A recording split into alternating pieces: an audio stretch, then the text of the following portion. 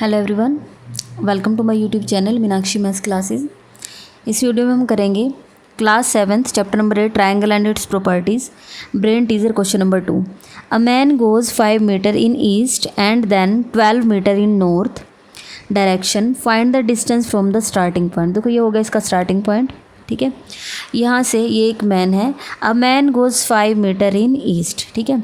तो अब आपको डायरेक्शन पता होनी चाहिए, आप ऐसे प्लस का सिंबल बनाओ, ठीक है। ये होता है ईस्ट, वेस्ट, ये होता है नॉर्थ और ये होता है साउथ, ठीक है। हम इसको ये स्टार्टिंग पॉइंट मान लेते हैं, हम यहाँ पर स्टार्टिंग।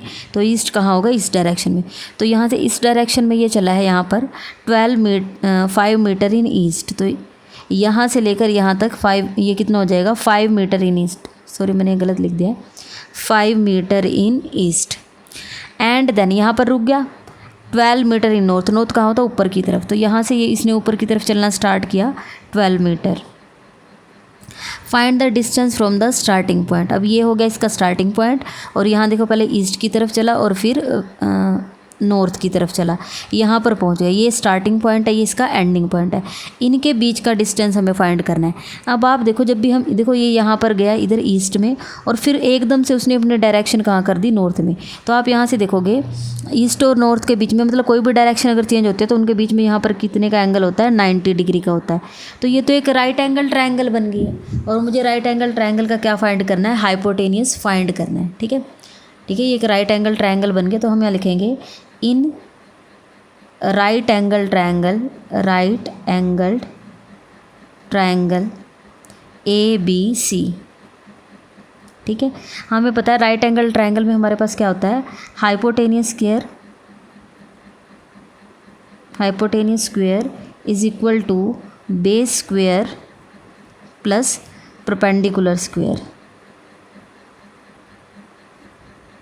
ठीक है।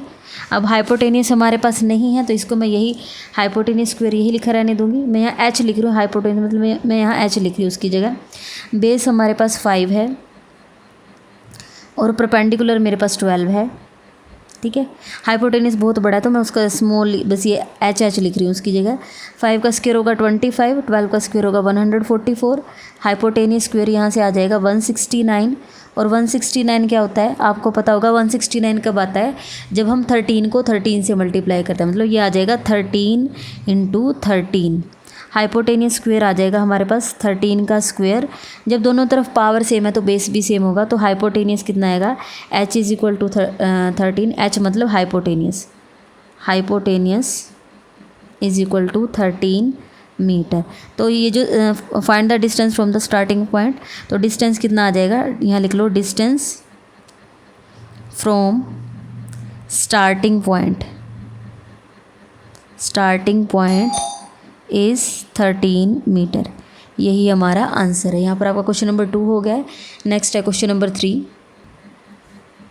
Question number 3, the width of a rectangle is 5 centimetre and its diagonal is 13 centimetre, what is its perimeter.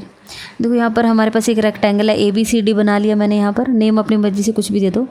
The width of a rectangle is 5 centimetre. नीचे वाली लेंथ होती है और ये होती है ब्रेड्थ कह लो या विड्थ कह लो। ये विड्थ है इसकी 5 सेंटीमीटर, ठीक है। ये 5 है तो ये भी 5। एंड इट्स डायगोनल, देखो रेक्टेंगल में दोनों डायगोनल बराबर होते हैं, BD डायगोनल भी और AC डायगोनल भी, दोनों ही बराबर हैं। तो मैंने यहाँ पर B और D ज्वाइन किया है। डायगोनल हमें दिया हुआ 13 सेंटीमीटर। आप चाहो तो AC को ज्वाइन करके कर लो, क्वेश्चन सेम ही बनेगा। What is its perimeter. अब हमें पता है रेक्टेंगल में पेरीमीटर का फॉर्मूला क्या आता है? 2 × L + B, 2 × length plus breadth होता है। तो हमें लेंथ भी चाहिए, तो हमें यहाँ से लेंथ फाइंड करनी पड़ेगी, ठीक है। तो हम वो फाइंड करेंगे यहाँ पर। अब आप ये देखो, ये तो एक राइट एंगल ट्रायंगल है, ठीक है। राइट एंगल ट्रायंगल में हमारे पास क्या होता है? आप यहाँ लिखो इन ट्रायंगल ABD, ठीक है। ट्रायंगल हमारी राइट एंगल ट्रायंगल है, तो यहाँ पर हाइपोटेनियस स्क्वायर लिख लो। Hypotenuse square is equal to base square plus perpendicular square. Hypotenuse देखो 90 डिग्री के अपोजिट जो साइड होती है वो हाइपोटेनियस होती है। तो हाइपोटेनियस तो यहाँ पर दिया हुआ है 13 और यहाँ पर परपेंडिकुलर दिया हुआ है 5। तो हाइपोटेनियस की जगह हम 13 यूज़ करेंगे। बेस हमें नहीं पता है, ठीक है। बेस हमें नहीं पता, आप चाहो तो ए भी लिख लो, अदरवाइज़ बेस ही लिखते चलो। बेस स्क्वायर प्लस परपेंडिकुलर है 5, तो यहाँ से आ जाएगा 5 स्क्वायर। 13 का स्क्वायर होता है 169, बेस स्क्वायर प्लस 5 का स्क्वायर होता है 25। 169 प्लस के 25 इधर आके हो जाएंगे माइनस के 25 is equal to base square. ये होता है 144 बेस स्क्वायर, और 144 को हम क्या लिख सकते हैं, 12 मल्टीप्लाई 12। अब इस 12 मल्टीप्लाई 12 को मैं लिख दूँगी 12 raise to power 2 is equal to base square. अब दोनों तरफ सब कुछ सेम है, यहाँ पर पावर सेम है, तो कंपेयर कर लेंगे तो बेस की वैल्यू कितनी आ जाएगी 12। तो यहाँ से आ जाएगा 12 इज इक्वल टू बेस लिख लो, और बेस इज इक्वल टू 12, ये आपका आ जाएगा 12 सेंटीमीटर। ठीक है, ए बी कितना आ जाएगा 12 सेंटीमीटर। अब हमें बताना है व्हाट इज़ इट्स पैरीमीटर। ठीक है, तो यहीं पर बना देती हूँ। तो ये जो रेक्टेंगल है हमें इसका पैरीमीटर बताना है, तो यहाँ लिखेंगे perimeter of rectangle. Perimeter of rectangle, इसका फॉर्मूला होता है 2 into length plus breadth. 2 into length आई है 12 प्लस ब्रेड्थ कह लो या विड्थ कह लो, ये हमारे पास है 5। 2 इंटू 12 प्लस 5 होता है 17। 17 को 2 से मल्टीप्लाई करेंगे तो कितना आ जाएगा 34 सेंटीमीटर है, तो सेंटीमीटर। तो पैरीमीटर क्योंकि एक लेंथ बाउंड्री की लेंथ ही होती है, तो यहाँ पर आएगा सेंटीमीटर। ये होगा आपका क्वेश्चन नंबर 3। नेक्स्ट करते हैं हम question number 4।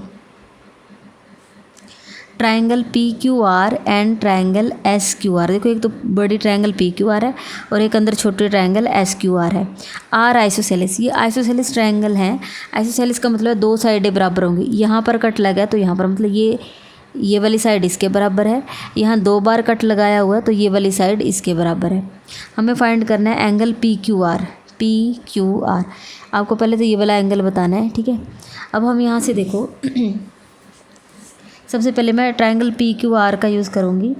In triangle PQR, ठीक है, PQR में। ठीक है, अगर आप चाहो तो आप यहाँ पर एक बार दोबारा से एक छोटी सी ट्रायंगल बना लेना PQR, जिससे आपका क्वेश्चन ईजी रहेगा, आपको समझना ज़्यादा आसान रहेगा। PQR, इन्होंने बोला था एंगल P 30 है, ये वाला एंगल कितना है 30 है, और PQ और PR साइडें बराबर हैं। PQ और PR साइड क्या हैं बराबर।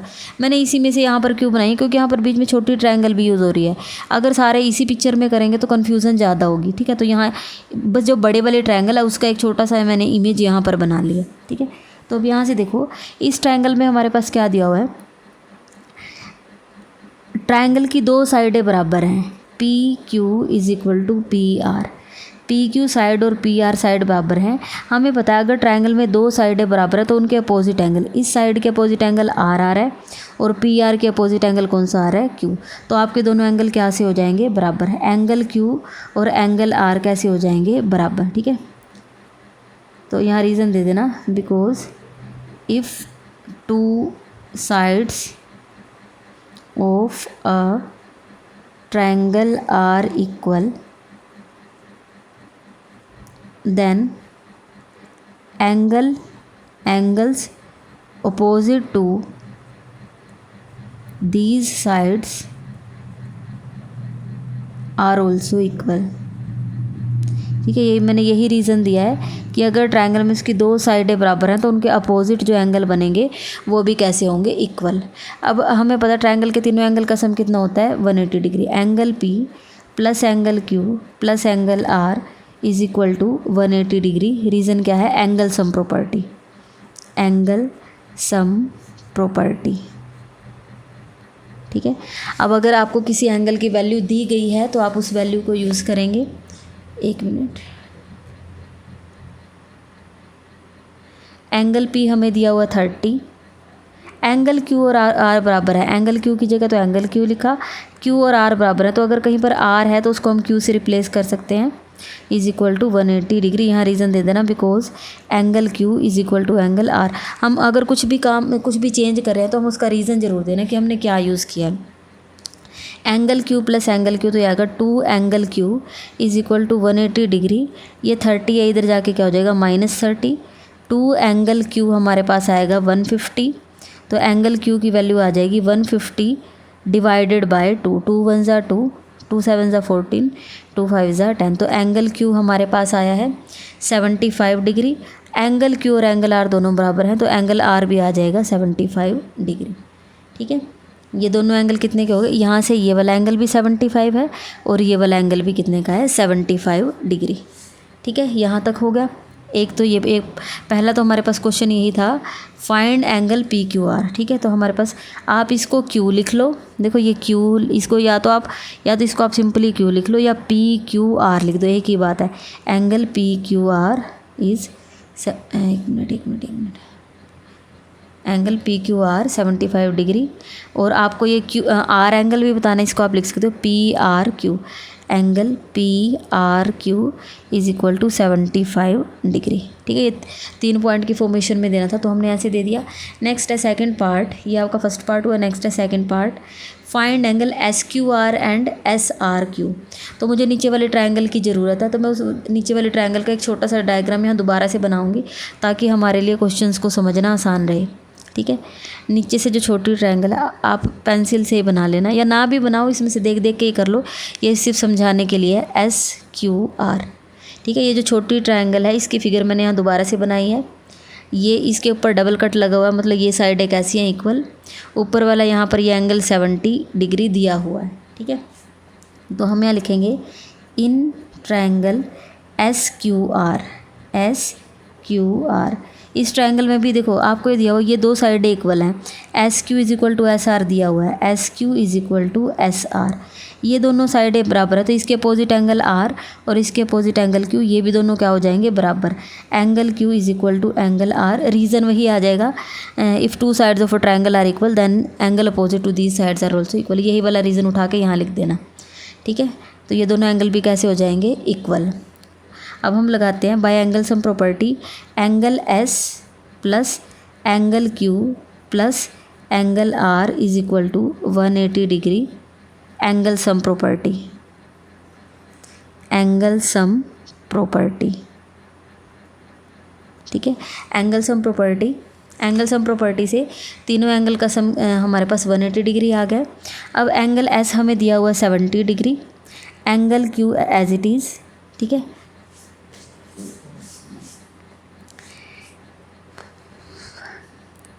यहाँ पर सिर्फ इस ट्रायंगल की बात हो रही है। ठीक है, आप देखो चाहो तो 3 पॉइंट की फॉर्मेशन में लिख देना, लेकिन क्योंकि मैंने यहाँ मेंशन कर दिया in triangle S Q are और ट्रायंगल को भी दोबारा से बनाया, तो मैं यहाँ पर 1 पॉइंट फॉर्मेशन में दे सकती हूँ। एंगल आर और क्यू बराबर हैं, तो यहाँ पर आएगा angle Q is equal to 180 degree. 2 angle Q is equal to 180 minus हो जाएंगे इधर आके 70, तो 2 एंगल क्यू हमारे पास आता है 110। एंगल क्यू आ जाएगा 110 डिवाइडेड बाई 2 55। एंगल क्यू आ जाता है 55 डिग्री और एंगल आर भी इतना ही है, तो एंगल आर भी कितना आएगा 55। अब आप देखो ये इस ट्रायंगल की बात हो रही है, इसमें एंगल क्यू को आप क्या लिख सकते हो, S Q R. Therefore angle S Q R is equal to 55 degree और आर को आप क्या लिख सकते हो, S R Q. Angle S R Q is 55 degree. ठीक है, ये निकाल दिया। सेकंड पार्ट में हमसे यही पूछा गया था, ये दोनों एंगल निकालो। ठीक है, लास्ट है फाइंड एक्स। अब आपको देखो यहाँ पर ये जो एक्स है इसकी वैल्यू बतानी है आपको। ठीक है, ये सिर्फ ये वाला पार्ट है, ये बताना है। अब आप ये बताओ ये वाला पार्ट क्या आएगा। अगर मैं देखो ये जो पूरा बड़ा ट्रायंगल, ये जो एंगल है पी क्यू आर, ये जो पूरा बड़ा एंगल है, अगर मैं इसमें से सिर्फ ये नीचे वाला, ठीक है, इस पूरे बड़े एंगल में से सिर्फ अगर मैं नीचे वाला हटा देती हूँ तो एक्स ही रह जाएगा। ठीक है, तो हम इसके लिए लिखेंगे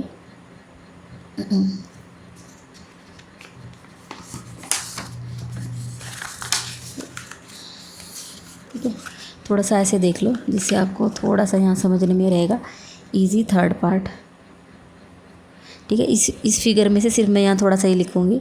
तो इसमें से क्या करेंगे, पूरा बड़ा एंगल लेना, पूरे बड़े एंगल को क्या कहेंगे, पी क्यू आर। एक्स की वैल्यू फाइंड करनी है, तो ये क्या आएगा, एंगल पी क्यू आर में से PQR, इसमें से माइनस करेंगे सिर्फ ये वाला पार्ट, ठीक है, ये जो नीचे जहाँ यहाँ पर जहाँ कुछ नहीं लगा हुआ है SQR, ये माइनस कर देंगे एंगल SQR, ठीक है।